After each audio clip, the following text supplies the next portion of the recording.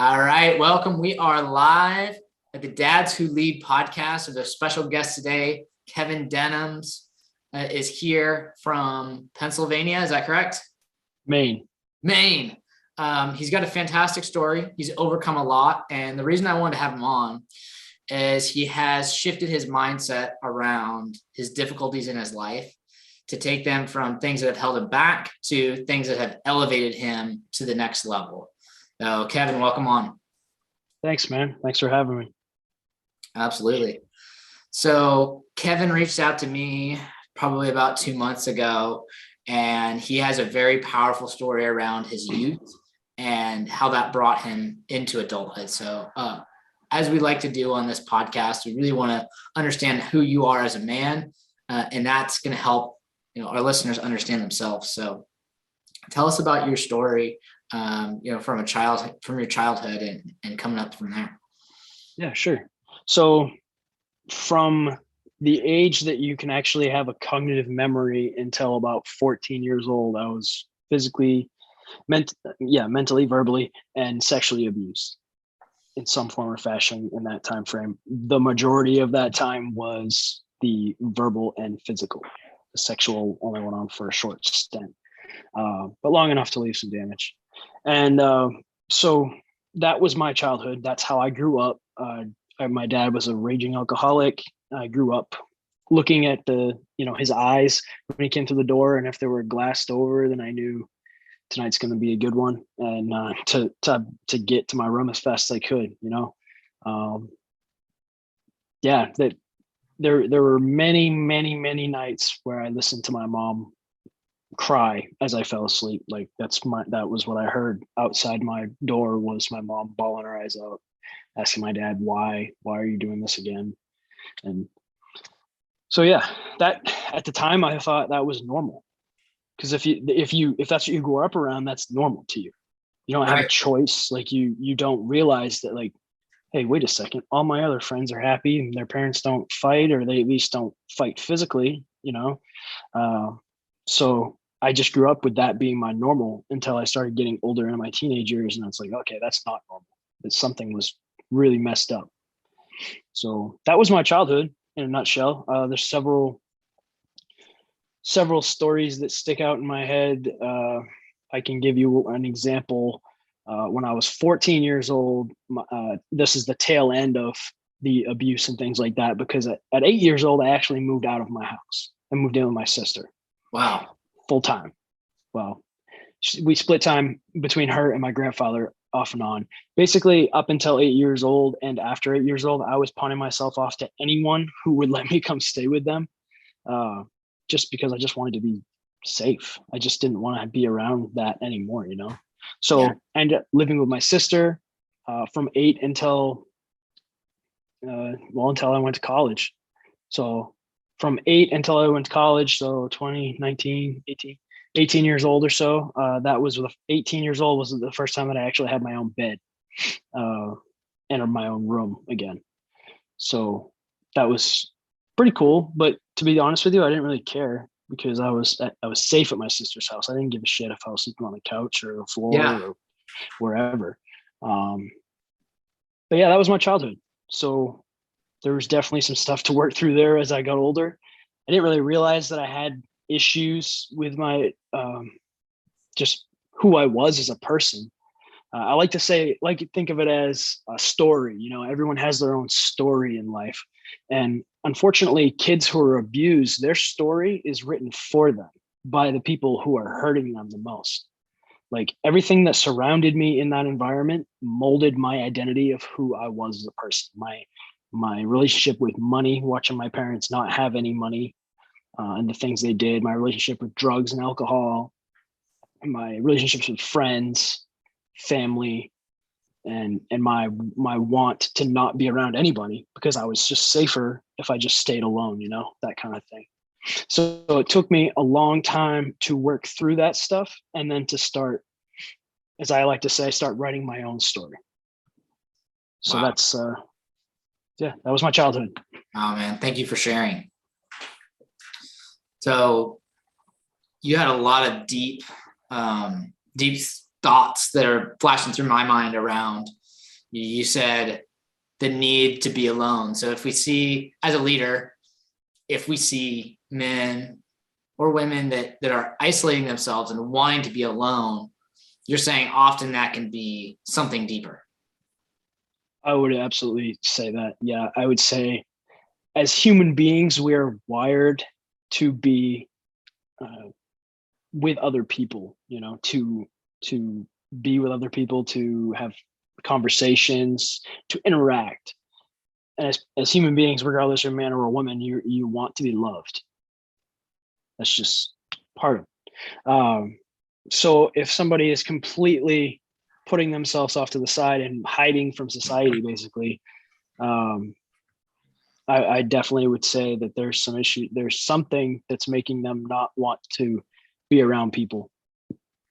Even more so, they want to be around people, but they just don't know how to interact because their mind is not. When you have a story going on, like when you have a trauma or you have something that's eating you alive mentally, it's stuck right in front of your face. And until you can work through it, it stays there. When you start to work through it and do I call it story work, and you start to look at these traumas, this pain, these sufferings, whatever it may be that's holding you back. It could be something as simple as having money issues. It could be as severe as dad beat the shit out of me my entire childhood. Like, wow, it doesn't, whatever. That's the thing with trauma and pain, is it's all based on the person, their perspective.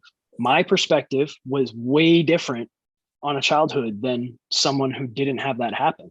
But just because my perspective was different doesn't mean that their trauma, their whatever they're dealing with, isn't any more severe to them. See, oftentimes when I'm working with clients and they hear my story, when I go talk, they'll hear me talk somewhere, and they'll say, first conversation, they'll be like, look, I know my story isn't anywhere near as bad as yours. And I just stop. Your story is your story. Regardless, if it bothers you, we need to work through that shit. Yeah. And that means that we need to do some deep work. So when it's stuck right here in your face, you can't think. You can't most of the time you can't breathe because your breath's trapped in your chest. You know what I mean? And if your breath's trapped in your chest, you can't operate. You can't, if you don't believe me, go on a date and hold your breath the whole time. See how good you do. So what you need to do is create some space and some clarity with working through whatever you're going through. So that's what I do with clients now. Amazing, man. So let's drop into your continued story. You're a high schooler. It seems like you're starting to pull away from that bad space. What did your high school journey and where did it look like and where did it take you? High school, I played football and baseball. I was very involved in sports. I think one of the reasons for that was just because it kept me away from home, and I enjoyed being around friends and doing something physical. As I was going through high school, my sister, because she's my half sister, her uncle actually was a master electrician, and he asked me if I wanted to come help him as I was working, as I was in high school. So I was a helper with him. And in my mind, as a kid, seeing a grown man who has got his, he's got his shit together, and he's got a family who loves him, and he treats them like gold, and he has money, and he's happy. I saw that as, I have to be an electrician. Like, that's the only option now. That's my path. And it's funny, obviously there's a lot of other options, but to me, in my mind, my perspective on everything, all I saw was someone who had everything I wanted. And that's where I went. Yeah. So I worked with him all through high school and went to college to be an electrician. Got a degree in electrical construction. After college, I graduated, spent 6 months doing it, realized I absolutely hated it. Wow. And at the same time, I was the lowest guy on the totem pole. So I got laid off first. So when cutbacks came, I got laid off. So I found myself fresh out of college, and no job in my own place now, because I had just bought a small trailer, and realized that my grandfather, the one who I would watch me and raised me pretty much, other than my sister, he was in the Navy. So my entire growing up, I knew that I wanted to go in the military. I just didn't know when. So in that moment, I was like, I need to do something. A, I'm broke, and B, I really want to serve my country. So that was when I decided I was going to join originally I was going to join the Navy, and I wanted to go to Buds and be a SEAL. And what happened was I wasn't able to, because I took what's called the ASVAB test. And when I took that test, I scored 2 points too low for the Navy to take me. So they said I had to retake the test if I wanted to go to Buds. And I was like, well, I really didn't like taking that test. So I went down the hall and I asked the Army guys, and they were like, what do you want to do? And I told them I don't know, I can't be a SEAL in the Army. So I guess I want to be airborne, and I want to be an infantryman. So I said that, and they were like, yeah, let's go. So they signed me up. It was a done deal. And yeah, so 2011, I joined the Army.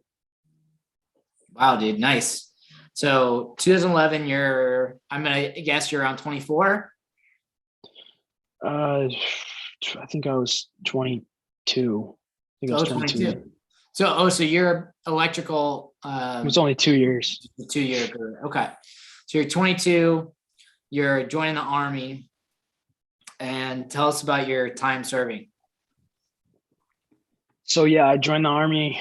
I went to basic training, and it was in basic training that I started to realize the power of a calloused mind, or a calloused soul, I guess. Like, the whole idea behind Scarred and Unbeaten, the name of my business, is our scars and our pain and our hardships, everything that's bad that we've gone through in life, they're not weaknesses. They're symbols of our biggest strength. The ability, our willpower that we got through that stuff can carry us through anything in life. So in basic training, I got guys yelling at me, and I'm being told to do push-ups, and being physically tested, pushed to the limits, sleep deprived, all that stuff. And I could tap into this version of myself that was like, I've already been hurt worse than anyone could hurt me. So I don't really care. Someone being mad and yelling at me didn't have the same effect on me as it did on another kid next to me who didn't have a rough upbringing, and he never had anybody yelling at him in life or something like that. So yeah, it kind of goes back to perspective again, with where you come from and what you're used to. So with that, the Scarred and Unbeaten, you rose through, how long were you in the Army? I was in for 4 years. Okay. Where were some of your assignments? Well, I had one tour in Afghanistan, Gardez, so Paktia province. And that was my only overseas tour. Other than that, I was stationed in Alaska and Georgia. Wow, dude, I didn't even know that there was an Army base in Alaska. Yeah. And were you there through the winter? Oh yeah. Is it close to Anchorage? Where is it located? Yeah, I was in Anchorage. Nice. Yep. It's called J-Bear, Joint Base Elmendorf Richardson. So it's Air Force Army Joint Base. We're airborne, so we need to have Air Force nearby to fly us up in the air. Nice. So you have so much good stuff that you're dropping into. One of the things that's resonated with me is, the impact that you had as a child with your family, and how you were able to overcome it to accomplish more things now here as you're going into the Army. What was it that helped you? Obviously you've been through a lot of training since then. What was it that helped you hit that block or run through that block of, you talked about earlier about having, when you're locked in, and maybe you could drop into this, talk about having a trauma that's in front of your face and having it block your progress in other areas of your life, and how do you get through that? One of the biggest things that helped me get through it was the ability to be at my sister's and to not have it constantly in my, like, to not be in that environment anymore. The biggest factor, I believe, aside from me being like trying to start a new life, like I was committed as a kid, like this isn't where I belong. I'm either going to stay here and go to prison or die, or I'm going to do something else. So I said, I'm going to do something else. The trauma, the story, and all those things, the aftermath of the story is what is usually stuck in front of your face. Like you don't realize why you're angry, why you don't want to talk to anybody, why you just want to be left alone, why you can't think straight, why your memory sucks, why why you have no drive to do anything in life, until you really start peeling the layers back, which is what I had to do after I got out of the Army. And I was diagnosed with PTSD from my time in the Army. And I'll be real quick on this, but the post-traumatic stress disorder, in my opinion, is absolute bullshit. Because post-traumatic stress is a very real thing. You can have stress. It's a natural function of your brain and your body to associate certain environments, sights, or sounds with something that almost killed you, or that you deem as being dangerous enough to kill you. But when you say someone has a disorder, you're saying that's how they're going to be the rest of their life. It's a disorder. No, you can't do anything about it. So at 24, 25 years old, I was at the VA and they told me, you have post-traumatic stress disorder. Here's your pills. Gave me my pills and said, go live the rest of your life. You're all done. You don't have to work anymore or do anything. So you want to talk about a concoction for suicide? You want to talk about 22 a day? Tell someone they have a disorder. They're no good to do anything else. And then give them medications that are going to numb them to the point where they can't even feel anything at all. I had meds that would make me sleep through guns being shot behind my house. My wife would try to wake me up and I couldn't wait. I wish I wouldn't even wake up. Wow. So I went about 2 years living that life, and was feeling even worse about myself, living the victim mentality, and it got real bad. Like I was on the verge of losing my marriage. I looked like dog shit. I wasn't working out anymore. I was eating horrible. I had no plans. I had no activities that I did. I had nothing. And it wasn't until 2 years in that I just had like one of those moments where I was just like, I need to do something. I need to change this around. I need to figure my stuff out. So that's when I started to look at self-treatment, start looking at successful people who had what I wanted, that had been through similar things to me, or just study the brain. Really, I wanted to learn why I was doing the things I was doing. And that's what led me to where I am today. Yeah. So you got diagnosed with the post-traumatic stress disorder, in quotes, you talked about. And the doctors prescribed you with medication. And I'm just going to clear picture. They said, because of this disorder, it's caused from your experience in the military. We're going to cut you a check each month for your living expenses, and here are your pills. Yeah, that's exactly. Yeah. So you have passive income, but no drive, no direction. Exactly. So you're giving somebody what they need in the moment, which is the ability to provide for their family, because they go from having a mission, a purpose, and clear objectives every single day in the military to now they have nothing. They have to, they don't have medical insurance anymore. They don't have any of that stuff, which is totally fine. I get it. When you get out, you don't have that, but that's a stress. And now you add in, you have a disorder, something's wrong with you. You thought nothing was wrong with you. You were just, this alpha male dude that nothing could hurt you Kicking ever. ass. Yeah. And then you get out and you're like, what? Who am I? Who am I, and why do I feel all this pain and anger and sadness, frustration? For me, it was military was about that much. I Right. didn't realize it because I'm still thinking my childhood was my childhood. Oh well, it sucked. Get over it. That's what I'm thinking. In reality, that little boy was still making all my decisions. Wow. So that's how powerful. I mean, I've got clients that are in their 60s they're just now working through shit that happened to them when they were my age back then. Wow. 7, 8 years old.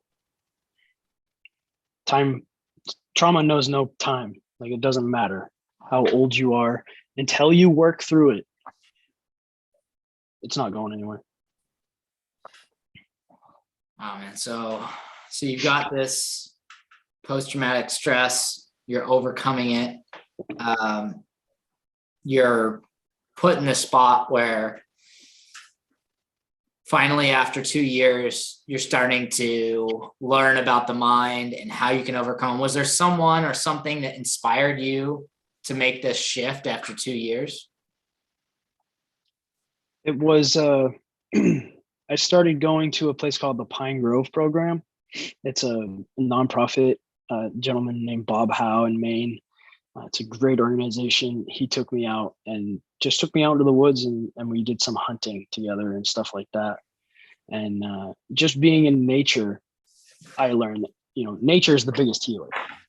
In Yeah. my mind, people say nature therapy. That's a real thing. Like, there's nothing more healing than just being alone in silence, with listening to birds chirp and waves crash and all those things. Now, there's other things that I think are great for your mental focus and fitness, your mental fitness over your physical. But like, my favorite mental and physical fitness type thing is jujitsu.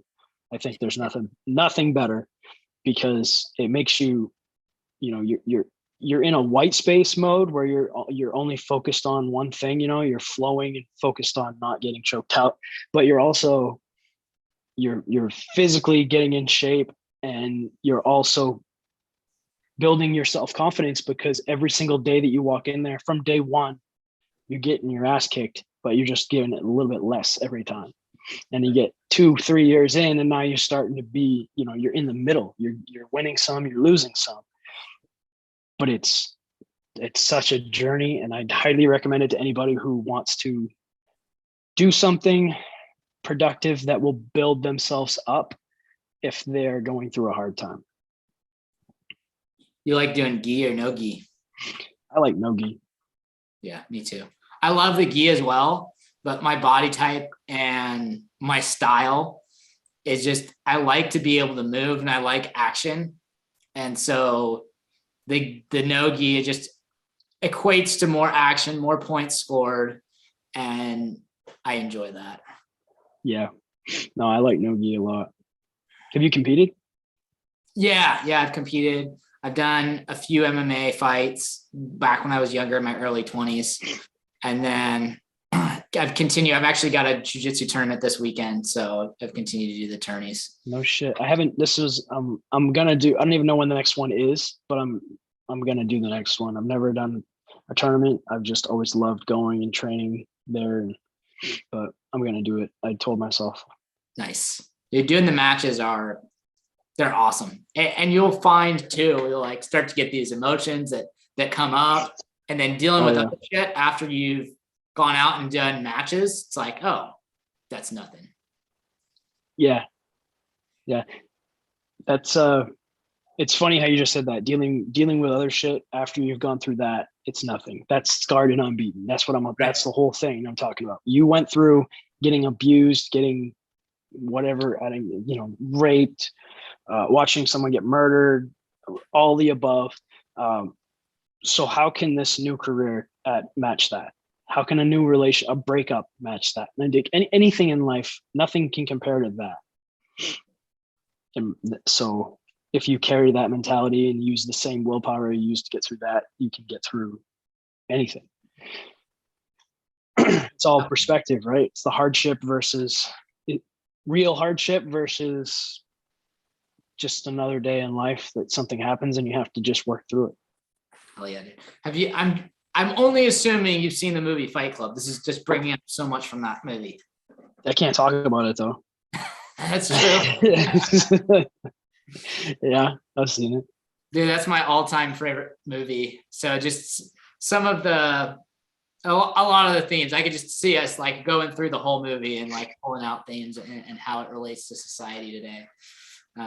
Yeah. So you continued to just work through this process of getting. How many medications did they initially prescribe you, and where are you now in that process of getting off? It was, I want to say it was around 5 when I first, when they first prescribed me. Now I'm on none now, but that was a process. That was a lot of work, understanding stress mitigation, understanding how I can control my emotions and feelings. If anyone wants one pro tip on dealing with stress and being able to shut off the anger, sadness, whatever it is, it's breathing. Control your breath, you control your life. So next time someone pisses you off or you feel like the world is about to crumble around you in sadness, take 3 deep breaths and then take a look around. The world will not look the same to you. Yeah. Which when you take that breath, you're taking your pain from here to here. And when you can assess something from a distance and look at it, you're not looking at your pain anymore. You're just looking at a situation. Yeah.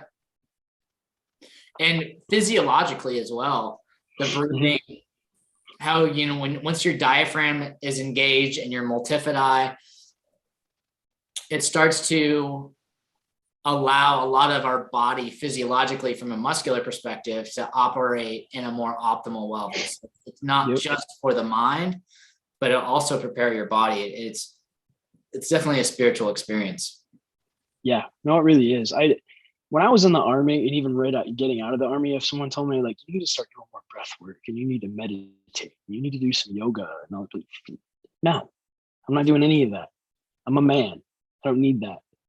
In reality, everyone needs that. And there's a big stigma in the world that, or I don't know, men feel like they just, feelings and emotions are something we can't have. We can't have those. Those are bad. And in reality, everyone has them. You can deny it all you want, but everything in life makes you feel something. And if you've gone through something bad, then you have feelings and emotions that go with that. And the thing with a story is it's not the story that holds us back. It's the meaning we assign to that story. So if you were abused your whole childhood and you attached that story with a meaning of I'm not good enough or I'm not worthy of being happy, you fast forward into the future and you get married, you're supposed to be happy with your wife, but you still believe that you're not supposed to be happy. It's Ed Milet. Have you read his new book, The Power of One More? No, tell me about it. So in his book, he talks about something called the identity thermostat, I believe. So the whole concept of it is if you believe you're at, let's say you're at a 65 on the scale of how happy you should be, put it that way. So you go through life and you hit these peaks and you get married and you have these adventures and it's cranked all. I mean, the heat's all the way up to 90 or the happiness. Yeah. So it's all the way up to 90, but you still have it set at 65. Mentally, you're at 65. So you'll start to self-sabotage and bring it back down. And because you belong at 65. So regardless of where you jump to, you're coming back to 65 because that's where you believe you belong. That's deep. What was the process? What's the process of not just adjusting that temperature, but adjusting that, because like I can see in my life where there's certain areas where my thermostat is set like at a high level with maybe my fitness or my relationships with with my wife. I want these to be high, and then there's some other areas where it's lower. And so as we progress as men, notching up all these different areas of life, what are some processes that you've learned to help elevate your thermostat or elevate? Have you seen other people have success elevating theirs?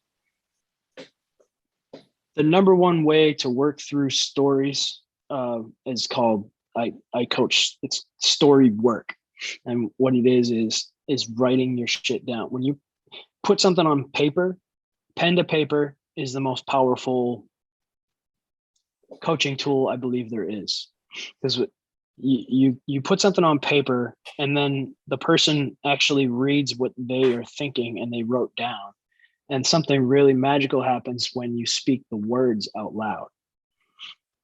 It's and then it's a series called a 4-step process, and it's from the Enlifted coaching method. And through the process, you learn to control your breathing, and you learn how to get something from being in your face to being out here. So now you can actually breathe and you can see it for what it is, which is a story. My story is my dad was an abusive alcoholic. He beat me. I had a really rough childhood. That wasn't my fault. I'm not that kid. My identity is not someone who's scared, someone who doesn't like people, someone who doesn't want relationships. My identity is what I choose to make it for myself. And that's a whole different process of, goal setting and setting up solid routines and structures in my day to make sure that I'm not wasting a second. That's awesome. Trying to dig deep here, man. Let me go back to my other page. Hang on. So you talked about, I want to just go back a little bit. The victim, and I'm curious to know your perspective on this, because I actually had the conversation with this with somebody else, not on PTSD, but about ADHD. Okay. And, growing up, I'm really happy that my parents didn't medicate me. I had to figure my shit out on my own and struggle and take 20 minutes to read a page in a chapter book when everybody else was able to finish it, a whole chapter in that amount of time. Mm-hmm. So what's your mindset or thoughts on being a victim, being prescribed medication for something compared to not? And is it possible for someone to overcome something if they feel they are within a victim mindset? The victim mentality is based around you feeling sorry for yourself for the situation that you're in and having a way to blame other people for that sadness or pain. And in some respects, it's very true. Like the statement of, I am the way I was, or I was the way I was because of the abuse that I went through. But in the same respect, you also have to take responsibility of, I am the way I am right now because I'm not taking the steps to get better. Sure. So the victim mentality is an acquired personality trait where a person tends to regard himself or herself as the victim of the negative actions of others, even in the absence of clear evidence. And this is the big part of the victim mentality. It requires a habitual thought process and attributions. So the victim mentality is something that we study very specifically when I went through the coaching cert. So that's how I know the definition. Yeah. But in order to be a victim, you have to tell yourself repeatedly that you are a victim. Now that's easy to do with, society today with, I could have very easily ended up in jail or dead, and people or I could still be on pills right now and just wasting my life away. And people would see that and they'd be talking to themselves, to each other, and be like, yeah, but did you know about his childhood? And then it's like, it's accepted now. Oh, he went through hell. He was abused sexually. Of course he's in a bad place. He doesn't want to be around people. It's okay. It's all right. Just stay in your little box, the victim mentality box. Stay right there, do nothing and be nothing. Or take responsibility, take the pen and write your own story. I'm not saying that someone went through something hard and horrible. I feel for you. Trust me, I truly do. But it would be even worse of me to say, just stay there, because you have this rest of your life to live and you were put here for a purpose. And if you want to live that purpose out, you cannot let the negative actions of someone else affect your life, your way of thinking. Because that's what I was doing the whole time I was living, those 2 years. And even before that, when I was sabotaging my own life and just being a horrible person, I was letting my father and my cousin, because that was the sexual side of the house, I was letting them dictate my level of happiness, my level of relationship success, my level of physical fitness, my level of career success. Everything in my life was being dictated by someone else. Not even just someone else who hurt me daily. Wow. When I started to think of it in that perspective, I said, no, we're done. Some changes are being made. I had the conversation with all the different little people in my brain there, and told them that we're moving some things around. So I would say, as far as the medical side of that, I don't. That's a really tough one, because some medical things require medication, or so we think. I mean, that's what we're taught to believe. That's a really tough one. Like, if it's life or death, I think medication is necessary. I mean, I'm not a doctor, so I don't know specifically. Disclaimer: Kevin and I, neither Kevin or I are not giving you medical advice. We're having a philosophical discussion. I would say like ADHD or depression and things like that. Those are things that you can work through. You can work through stress mitigation by doing things that are right outside your door. Like we just talked about nature therapy is huge. Just spending time outside, spending time off of social media. As great as social media can be, and as great as the internet is, those are just instant dopamine hits that are, we get enough of those and we just want to sit there and scroll. I do it too sometimes. I'll get on there, do a post. Next thing you know, I'm looking at who even knows what, cat videos or some shit, whatever pops up on the gram. But it's I would say for ADHD and depression and stuff like that, I know you can get through that. I know you can work through those things by combining a series of tools and resources. I mean, coaches who have been through some stuff or know how to work you through some stuff, that's huge. Like, that's life-changing, sometimes life-saving. Yeah. I've worked with a lot of vets. I've worked with just a lot of people in general. But there's also therapy. There's therapist option. There's natural things outside your door, like nature therapy. There's ice baths, which are amazing for your body, but also your mind. There's ice cold showers. That shit's free. I mean, it's just as expensive as if you take a hot shower. Yeah, and cheaper. And mentally, it's a game changer. If not just, even if you take away from all of the physical benefits of it and the actual cognitive benefits of it, the fact that you pushed yourself to do something that you absolutely hated doing or didn't want to do sets you up for the rest of the day, knowing that I already did something that was hard. It's just like you're talking about jujitsu and going into a tournament and feeling the butterflies, because I'm imagining that's what it is, because I've done other stuff where I've been scared. And I think people should always do what they're scared of, put it that way. If you're scared of doing something, sign up to do it. Because once you realize that it couldn't break you, your confidence is at a whole new level. Yeah, and it's interesting to see this dichotomy that I'm seeing, especially in the schools, where that's part of the reason I stepped away from teaching, is I see curriculum, and sometimes this curriculum is delivered to me that, for example, we had an advisory class, and every kid in our school has advisory. We go over basic school expectations and what's going on, and how do you connect with peers, and a lot of it's good, but some of it would really drive it home on this like victim mentality of like, hey, this is unjust and we need to work together to change this culture within our school, or what's going on sometimes, at a national or community level, and really focused externally instead of internally. Like, okay, what can you do today? And, I say this from a space of a white guy saying these, and I know that there are certain privileges that I have that others do not.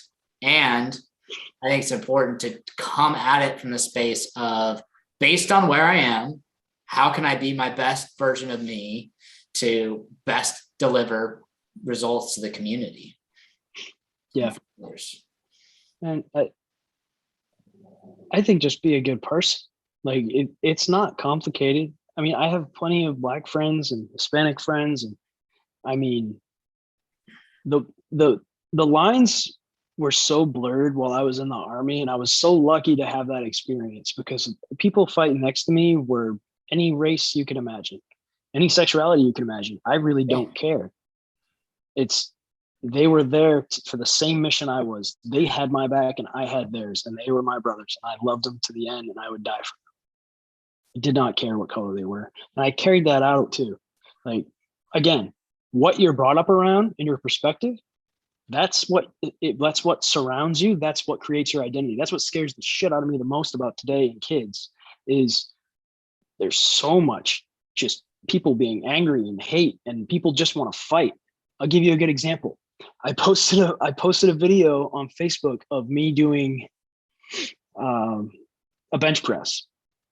It was a slow controlled hypertrophy set, so I was going really, really slow.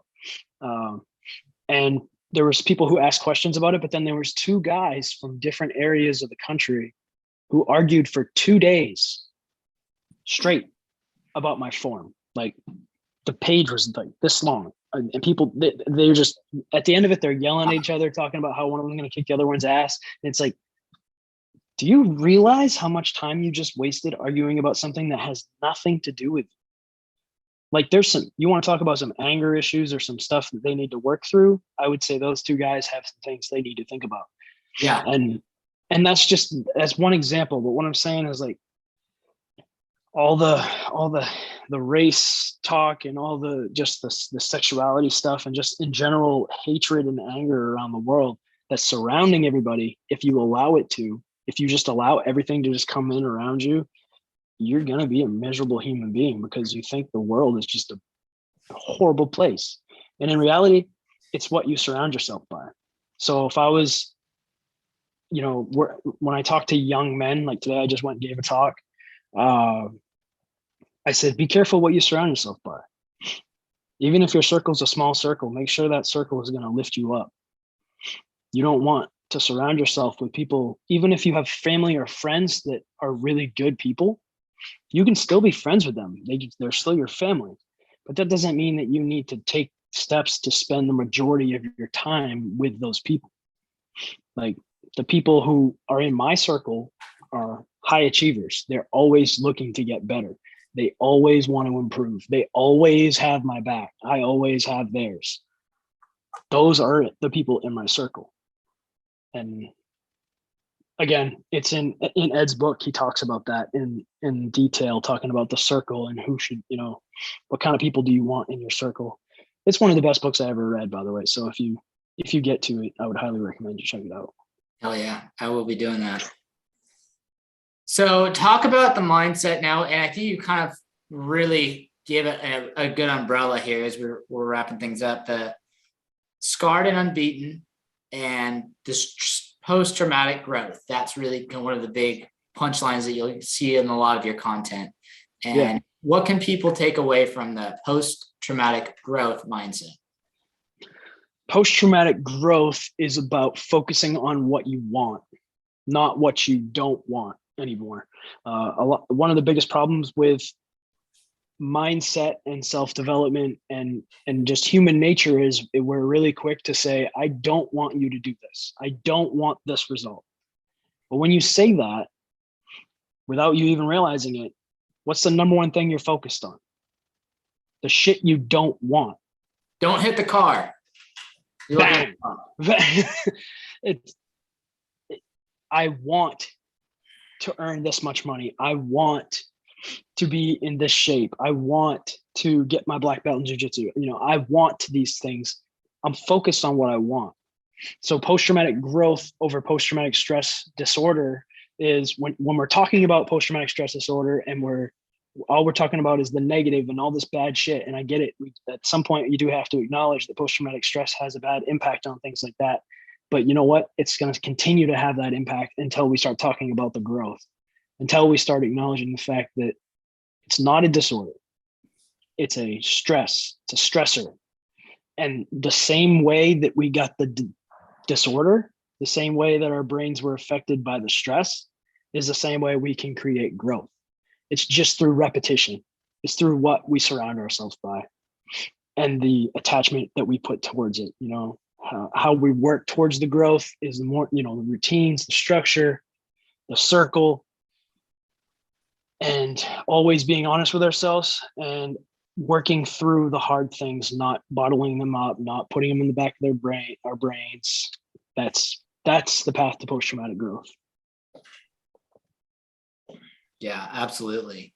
I like that. Really focusing on what you do want moving forward as opposed to the past. And it's not a easy process. We talked about several things that can help you in the process, and it takes work. And I haven't gone through, to the extent of PTSD as a lot of people, but we all have things in our life that have shook us. I mean, for me, it was, becoming a dad when I was 18 years old and having to rewrite my story with women to be able to establish that trust within myself and my trust within them again. And it's like, it doesn't happen overnight, but working on it and making progress, regardless of what your trauma or journey seems to be the path to success.